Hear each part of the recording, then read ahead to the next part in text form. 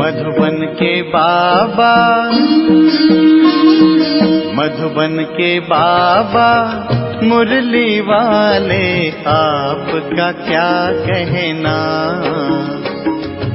आपका क्या कहना। ओम शांति। आज 21 फरवरी 2023 के साकार मधुर महावाक्य हैं। आज मीठे मीठे बाप दादा बोले, मीठे बच्चे, किसी भी चीज में आसक्ति नहीं रखनी है। देह सहित सबसे पूरा बैगर बनना है। शिवपुरी और विष्णुपुरी को याद करते रहना है।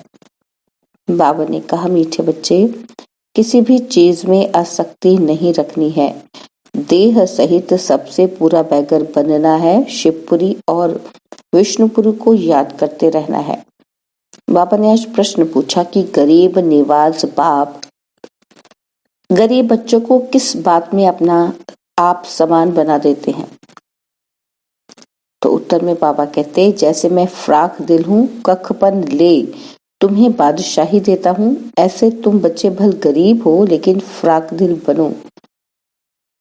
थोड़े पैसे से भी एक गॉडली यूनिवर्सिटी खोल दो, इसमें खर्चा कोई नहीं।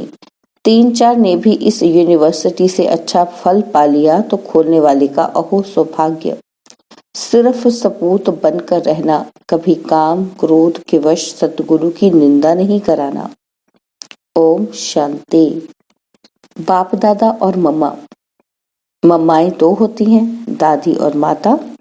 यह तुम्हारी बड़ी माँ है, परंतु बच्चों को संभालने के लिए जगदम्बा निमित्त बनी हुई है। शिव बाबा है बहुरूपी। वह बहुत खेलपाल भी करते हैं। स्वहेज होते हैं ना, जब सगाई होती है तो भी स्वहेज करते हैं, और जब शादी का समय होता है तो दोनों फटे हुए कपड़े पहनते हैं, तेल लगाते हैं। यह रस्म भी यहाँ की है। तुम बच्चों को भी बाप समझाते हैं कि पूरा बैगर बनना है। कुछ भी नहीं होगा तो सब कुछ मिल जाएगा। देह सहित कुछ भी न रहे। शिवपुरी विष्णुपुरी तरफ ही बुद्धि योग लगाना है और कोई भी चीज में आसक्ति न हो। पवित्र भी जरूर बनना है। देखो मीरा का कितना गायन है। लोक लाज खोई, सिर्फ इस पवित्रता के कारण कितना नाम निकला है। उनको तो ज्ञान अमृत भी नहीं मिला, सिर्फ श्री कृष्ण से प्रीत थी। कृष्णपुरी में जाने के लिए विष को छोड़ा। जैसे स्त्री पति के पिछाड़ी सती बनती है ना, तो अब ऐसे तो नहीं कि मीरा याद करते करते कोई कृष्णपुरी में गई। उस समय कृष्णपुरी तो है ही नहीं।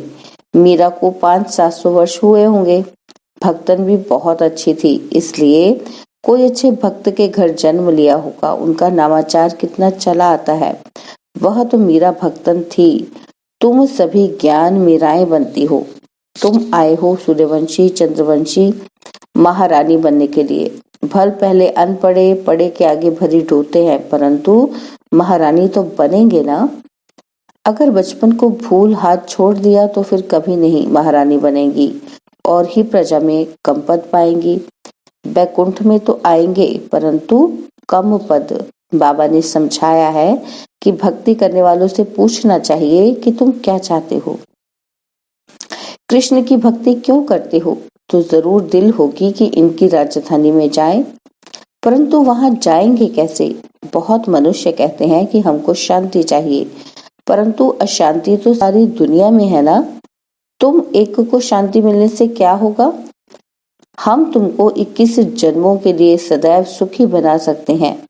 देवताएं इस भारत में ही सदा सुखी थे। अब वह राजधानी स्थापन हो रही है। यहाँ तो है ही माया का राज्य। शांति मिल नहीं सकती। शांति के लिए अलग जगह है, सुख के लिए अलग जगह है। सुख धाम में सब सुखी होते हैं, कोई एक भी दुखी नहीं रहता, और दुख धाम में फिर एक भी सुखी नहीं रहता। यथा राजा रानी तथा प्रजा सब दुखी ही दुखी हैं। सुख धाम में कभी जानवर भी दुख नहीं पाते, और शांति की दुनिया ही अलग है, जिसको निर्वाण धाम कहते हैं। कहते हैं फलाना निर्वाण धाम गया, परंतु गया कोई भी नहीं है। अगर खुद चला गया तो फिर क्या करके गया। सब दुखी ही दुखी हैं। कितने लड़ाई झगड़े हैं। वह कहते कि हमारे देश से हिंदू निकल जाएं, और वह कहते हैं फलाने निकल जाएं। एक दो को सहन नहीं कर सकते। अब बाप भी देखते हैं कि अनेक धर्म हो गए हैं तो लड़ते रहते हैं, इसलिए सभी देह के धर्मों को निकाल देते हैं। बाप कहते हैं जो भी धर्म वाले हैं सबको हम देह के धर्मों से निकाल देंगे। सत्युग में सिर्फ एक देवता धर्म रहता है। यह सब ज्ञान तुम बच्चों की बुद्धि में है। चित्र में हाथ में चित्र उठाए जाकर वानप्रस्थियों को समझाना चाहिए। मंदिरों में जाना चाहिए, उनसे पूछना चाहिए, शंकर के आगे शिव दिखाते हैं तो जरूर वह शंकर से बड़ा हुआ ना। अगर शंकर भगवान का रूप है तो फिर उनके सामने शिवलिंग रखने की क्या दरकार है। सन्यासी अपने को ब्रह्मज्ञानी तत्वज्ञानी कहते हैं, शिव का उनको पता भी नहीं है। तत्व तो रहने का स्थान है, वह फिर ब्रह्म और तत्व को भी एक नहीं मानते। अच्छा, ब्रह्म ज्ञानी तत्व ज्ञानी है, फिर अपने को शिव क्यों कहलाते। वह तो समझते हैं शिव भी एक ही है, ब्रह्म भी एक ही है। अब वो ब्रह्म तो है ही रहने का स्थान। मनुष्य तो बहुत मूंझे हुए हैं। तुम बच्चों को अब होशियार होना है। तुम सन्यासियों को भी समझा सकते हो, उनसे भी कोई निकलेंगे जो असल देवी देवता धर्म के होंगे, वह झट ज्ञान को समझ लेंगे। कोई 3-4 जन्मों से कन्वर्ट हुए होंगे तो इतना जल्दी नहीं निकलेंगे, ताजे गए होंगे तो झट निकलेंगे। बाबा में कशिश है ना, बाप है चुंबक और आत्माएं हैं सुइयां। अब सुइयों पर जंग चढ़ी हुई है, कट वाली सुई ऊपर कैसे जाए। पंख टूटे हुए हैं, कट वाली चीज मिट्टी के तेल में डाली जाती है। बाबा भी इस ज्ञान अमृत से सबकी कट निकालते हैं, फिर हम सच्चा सोना बन जाएंगे। तुम अभी पत्थरनाथ से पारसनाथ बनते हो। भारत पारसपुरी था, अब देखो सोने का दाम कितना चढ़ गया है, फिर वहां बहुत सस्ता हो जाएगा। तो भारत जो अब पत्थरपुरी बना है वह फिर पारसपुरी बनेगा। हमारी बुद्धि में ये चक्र फिरता रहता है, सारा दिन चक्र बुद्धि में फिरेगा, तब ही चक्रवर्ती राजा रानी बनेंगे। दुनिया में इन बातों को कोई भी नहीं जानते हैं। तुम जानते हो कि सत्युग में जो राज्य करते हैं उनके 84 जन्म होते हैं और फिर त्रेता वालों के जरूर कम होंगे। कहाँ 84 जन्म और कहाँ फिर 84 लाख कह देते हैं। फिर तो कल्प भी इतना लंबा होना चाहिए, जो इतने लंबे हों। ये हैं सब गुपोड़े। हमेशा पहले तो चित्र सामने दे देना चाहिए। पैसा तो तुम कभी नहीं मांगना, तुम्हारा काम है उनको देना। कुछ भी उनको देना होगा तो आप ही देंगे। कोई दाम पूछे तो बोलो बाबा तो गरीब निवास है, गरीबों के लिए फ्री बांटा जाता है। बाकी साहूकार जितना देंगे उतना हम और भी छपाएंगे। पैसा कोई हम अपने काम में थोड़े ही लगाते हैं, जो मिलता है जनता की सेवा के काम में लगाया जाता है। साहूकार ये तो धर्मशाला आदि बनाएंगे, यहाँ गरीब भी सेंटर बना सकते हैं, इसमें खर्चा कुछ भी नहीं है। समझो कहते हैं कि हम सेंटर खोलूं अथवा ये गॉडली यूनिवर्सिटी खोलूं। ऐसी गॉडली यूनिवर्सिटी से 3-4 ने भी अच्छा फल पा लिया तो अहो सौभाग्य उन खोलने वालों का। इसमें फ्राक दिल होना चाहिए। बाबा देखो कितना फ्राक दिल है, कख पन ले और बादशाही दे देते हैं। सपूत बच्चे ही बाबा की सर्विस कर सकते हैं। कपूत क्या करेंगे, कपूत को थोड़ी बाप वर्षा देंगे। तुमको सतगुरु का शो करना है। काम अथवा क्रोध में आए तो गोवा सतगुरु की निंदा कराई, फिर पद पा नहीं सकेंगे। बहुत संभाल करनी चाहिए। बाप कहते हैं विष का वर्षा तो बाप से पति से लेते आए हो, अब यह पारलौकिक बाप पति अमृत का वर्षा तुमको देते हैं। तुम सभी धर्म वालों को रचयिता और रचना की नॉलेज बता सकते हो। वह तो रहते ही हैं शांति धाम में। कौन? बाबा। तो जो रचयिता है वो शांति धाम में रहते हैं, उनको याद करने से तुम शांति का वर्षा ले सकते हो। वर्षा लेते लेते विकर्म विनाश हो जाएंगे और तुम उनके पास चले जाएंगे। यह ज्ञान सभी धर्म वालों के लिए है। यह है बिल्कुल नई बात।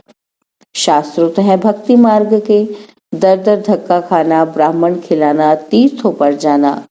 यहाँ तो एक ही ज्ञान से बेड़ा पार हो जाता है और कहीं जाने की दरकार ही नहीं। तो मीठे मीठे बच्चे, अब तुम स्वर्ग में चलते हो। जो विष पीने वाले हैं वह विघ्न तो जरूर टालेंगे, क्योंकि सारी दुनिया धुंधकारी है। देखो, भारत में पवित्रता नहीं है तो धक्के खाते रहते हैं, हंगामे हैं, स्ट्राइक करते रहते हैं, गवर्नमेंट का नाक में दम चढ़ा देते हैं और गवर्नमेंट साफ कह देती है कि इतना खर्चा हम कहाँ से लाएं। तो वह कहते हैं कि तुम लोग मौज उड़ाते हो, धन इकट्ठा करते हो, और हमने क्या गुनाह किया है? हमको तनख्वाह चाहिए, स्ट्राइक कर लेते हैं तो धंधा ठहर जाता है। ये सब होना ही है। कहाँ सब्जी नहीं मिलेगी, कहीं दूध नहीं मिलेगा, जहां तहां खिटपिट है। ये सब हंगामा हो फिर शांति होगी विनाश का। और फिर विष्णुपुरी का साक्षात्कार तो अर्जुन को भी कराया था ना, तुमको भी अभी हो रहा है। देखो, कहाँ बरसात नहीं पड़ती है तो भी यज्ञ रचते हैं, कहाँ बहुत अशांति होती है तो पीस के लिए यज्ञ रचते हैं। परंतु पीसफुल तो एक ही भगवान है, वह जब आए तो शांति का दान देवे। देने वाला तो वह एक ही है ना। देखो, तुम कितने लाडले बच्चे हो, बहुत जन्मों के बाद अंत में आकर मिले हो, तो अब पूरा सौभाग्य लो। बच्चों को टोल पुट यानी मीठे बच्चे कहा जाता है। मिठाई खिलाई जाती है और वह होती है जिस्मानी मिठाई, और यह है रूहानी मिठाई जो रूहानी बाप देते हैं। देही अभिमानी हो रहना बड़ी भारी मंजिल है, इसमें मेहनत है। बाबा कहते हैं 8 घंटा तो देही अभिमानी बनो, फिर भर शरीर निर्वाह अर्थ काम भी करो। रात को जागो तो बहुत अच्छी लगन रहेगी, कमाई है ना। तो हे नींद को जीतने वाले बच्चे, मुझ बाप को श्वासोश्वास याद करो, विचार सागर मंथन करो। रात दिन जितना योग में रहेंगे उतना विकर्म विनाश होंगे, और जितना ज्ञान सिमरन करेंगे उतनी कमाई होगी। बाकी तो सर्विस बहुत है। बाबा से पूछेंगे तो बाबा कहेंगे बैठे रहो, आराम करो, इसमें पूछने की दरकार नहीं है। बाबा ने लोक लाज का कुछ ख्याल किया क्या? अरे, बादशाही मिलती है तो इनको मारो ठोकर। बाकी हाँ, हर एक का अपना अपना पाठ है, हर एक का कर्म बंधन अलग अलग है। पैसे हैं तो अलौकिक सर्विस में पैसे को सफल करो। यह तो बच्चे समझते हैं कि इस ज्ञान मार्ग में जरूर विघ्न पड़ते हैं, क्योंकि पवित्रता का सवाल है। जो भी धर्म स्थापन करने आते हैं उन्हों को पवित्र जरूर बनाना पड़े, और इस समय तो मनुष्य बहुत गंदे हैं, विघ्न भी बहुत डालेंगे, झूठ कलंक भी लगाएंगे। इन बातों से डरना नहीं है, कुछ भी हो घबराना नहीं है। 5000 वर्ष पहले भी यह कलंक लगे थे, अब भी लगेंगे। झूठी झूठी बनावटी बातें भी करेंगे, किसी को रिस्पॉन्ड ठीक न मिलने से भी हंगामा करते हैं। आहिस्ते आहिस्ते सन्यासी, उदासी आदि सब धर्म वाले आएंगे। सबको बाप की नॉलेज जरूर लेनी है। ये चित्र भी सारी दुनिया में जाने हैं। कभी क्रोध में आकर वाद विवाद नहीं करना है। भल जाए कोई निंदा करे, गुस्से में कभी नहीं आना चाहिए। बच्चों को रिफ्रेश हो फिर सर्विस करनी है। दिन प्रतिदिन कायदे कानून भी सुधरते जाएंगे। दुनिया के कायदे कानून तो बिगड़ते जाएंगे, क्योंकि वह तो तमो प्रधान बनती जाती है और हम तो सतो प्रधान बन रहे हैं। अच्छा, तुम बच्चे हो राज ऋषि, तुम कहेंगे कि हम अभी तपस्या कर रहे हैं वानप्रस्थ में जाने के लिए। ऐसा जवाब देने का कोई मनुष्य को अकल नहीं है, वह तो वानप्रस्थ को समझते ही नहीं। तुम कहेंगे कि हम राजयोगी हैं, जीवन मुक्ति के लिए तपस्या कर रहे हैं। सिखलाने वाला है पारलौकिक परम पिता परमात्मा, ज्ञान का सागर। ऐसे ऐसे माताएं बैठ समझाएं तो सब वंडर खाएंगे।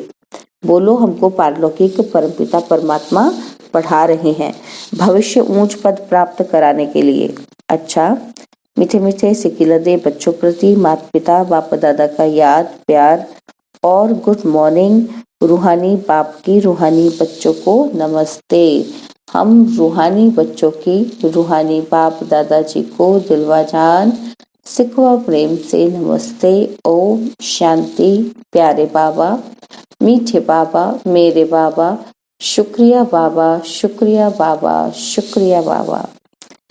धारणा के लिए मुख्य सार है। पहला पॉइंट, भल कोई निंदा करे, हमें गुस्से में नहीं आना है, किसी से भी वाद विवाद नहीं करना है, रिफ्रेश हो फिर सर्विस करनी है। और सेकंड पॉइंट है, नींद को जीतने वाला बनना है, रात को जागकर भी बाप को याद करना है और ज्ञान का सिमरन करना है, देही अभिमानी रहने की प्रैक्टिस करनी है।